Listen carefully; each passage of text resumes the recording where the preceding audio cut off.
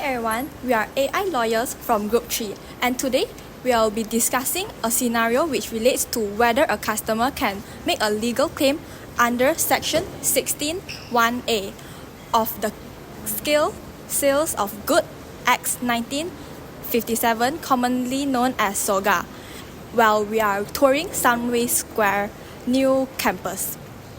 The scenario is as follows. John purchased a gaming laptop from a store. The salesperson told him that the laptop was excellent for gaming. However, after purchasing, John discovered that it could not run games properly and frequently overheat.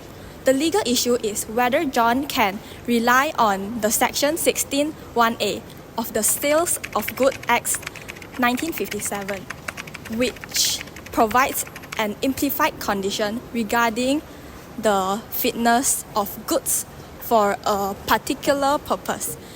In this presentation, we'll explain the legal principle which discuss the requirements of Section 16(1)(a), applying the law to John's situation, referring to the relevant case law, and conclude whether John has a valid legal claim. Generally, under the Sale of Goods Act in 1957, there is no implied warranty or condition regarding the quality or the fitness of the goods that are sold. This reflects the common law principle caveat emptor, which means let the buyer be aware.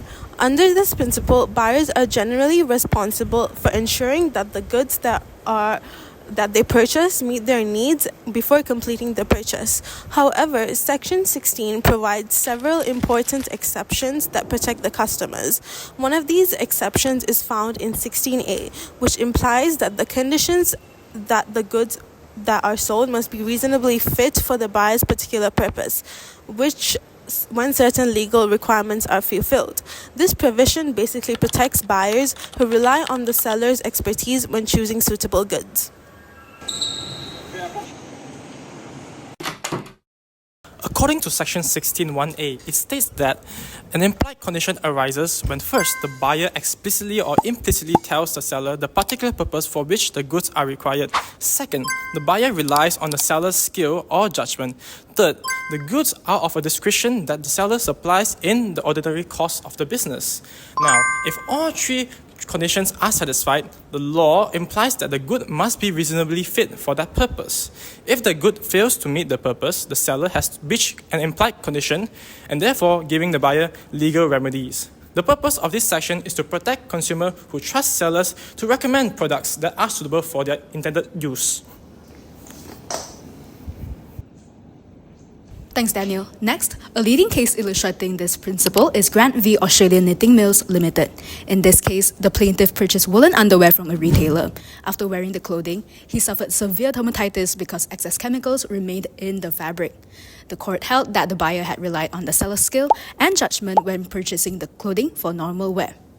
Since the clothing was not reasonably fit for that purpose, the seller was held liable for breaching the implied condition of fitness. This case establishes that where buyers rely on sellers to supply suitable goods, the law protects them if the goods are defective or unsuitable.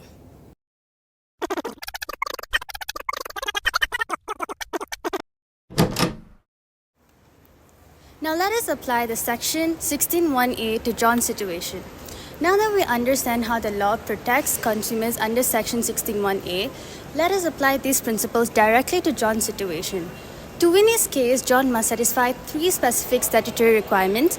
Requirement 1, which dictates that the buyer's particular purpose must be made known to the seller. So in our scenario, John went into buying a gaming laptop. The facts explicitly state that the store staff told him that this specific laptop was meant for gaming. This dialogue clearly establishes that the intended purpose of the purchase was gaming. Therefore, requirement 1 is fully satisfied. Now moving on to requirement 2, reliance on the seller's skill or judgment. John did not walk into the shop and make an independent technical assessment of the laptop's components. Instead, he accepted the salesperson's recommendation and bought the device based purely on what the expert advised. This confirms John fully relied on the seller's expertise. Consequently, requirement 2 is also fulfilled. Now finally, requirement 3 checks whether the seller sells these specific goods in their ordinary course of business. Our seller is a specialized laptop store. Now, selling laptops is exactly what they do every day because they operate in this trade, and the law expects them to possess proper products while having the knowledge and also the recommendations that's suitable to the products for their consumers. Thus, requirement 3 is also satisfied. So all 3 structural pillars of the section are met. The ultimate question remains, was the laptop reasonably fit for its purpose? The evidence shows it performs properly during gaming sessions and frequently overheats. Because of this, the gaming was actually the exact purpose of buying the laptop. So the communicated purpose of the contract, the mission was fundamentally failed to perform reasonably, and this constitutes to the fact that a clear actionable breach of the implied condition under section 16(1)(a). As a result, John stands on an exceptionally strong legal grounds to bring a claim against the store. Now, the seller might try to defend themselves against John's claims with 2 main arguments. First, they could claim that the overheating issue isn't a defect in the product itself, but rather that John was using it incorrectly, perhaps by using software that was too demanding for the product.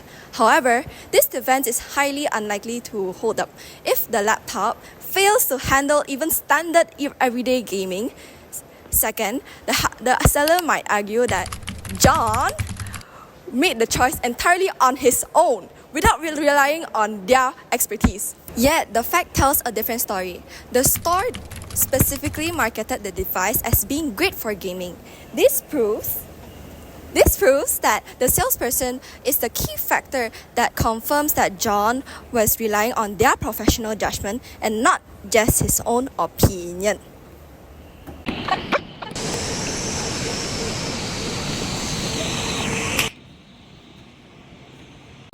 In conclusion, John is likely to succeed in his claim under Section 16(1)(a), Sales of Goods Act 1957. This is because all 3 legal requirements are satisfied. First, John made his purpose known. He wanted a laptop suitable for gaming. Second, he relied on the seller's direct recommendation. And third, the seller supplied this laptop as part of their ordinary business. Since the laptop overheats and cannot perform well for gaming, it is simply not reasonably fit for its intended purpose. Therefore, the seller has breached the implied condition. John is now entitled to legal remedies such as rejecting the goods or claiming damages under the Act. That concludes our presentations. Thank you for your attention. Thank you!